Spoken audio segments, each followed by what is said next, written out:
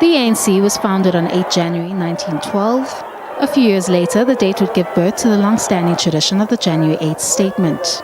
This is where the party's National Executive Committee, through its president, marks out the plan for the year ahead. In exile, the party issued its first statement under the former president, OR Tambo, outlining the party's program for the year under the theme of Building of the Nation. The said statement, delivered in 1972, celebrated the 60th anniversary of the ANC. Liberation.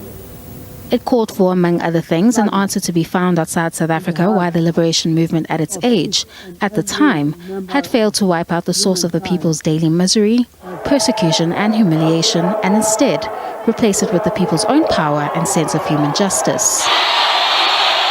There was a brief hiatus, however, from 1979, the tradition continued under various themes from the Year of the Woman in 1984 to the recent 2023 statement under the theme, the Year of Decisive Action to Advance the People's Interests and Renew Our Movement. A significant address of 1994, which saw South Africa move to a democratic dispensation, was delivered by the party's former president, Nelson Mandela, under the theme, the Year of Liberation for All South Africans. For this year, 1994,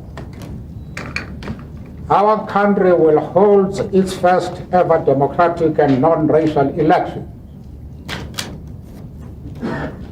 When the day of liberation dawns, South Africa will say farewell to over 3 centuries of injustice, racial oppression, and exploitation.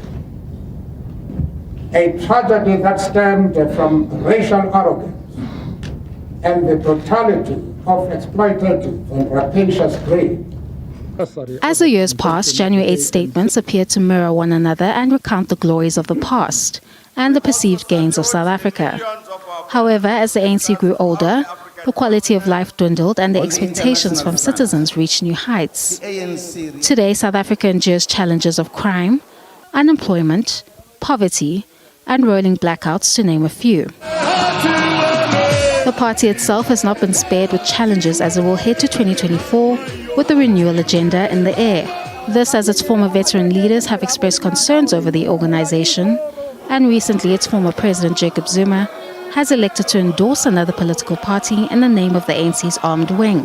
The party has already descended into the province of Mpumalanga to celebrate its latest birthday, remaining optimistic despite the adversities in its way. As we celebrate this January 8th, what are the challenges that lie ahead? What is expected of us in the major program we are executing of renewal of the African National Congress? So we have arrived in Mpumalanga to kickstart the process of the celebration of the ANC.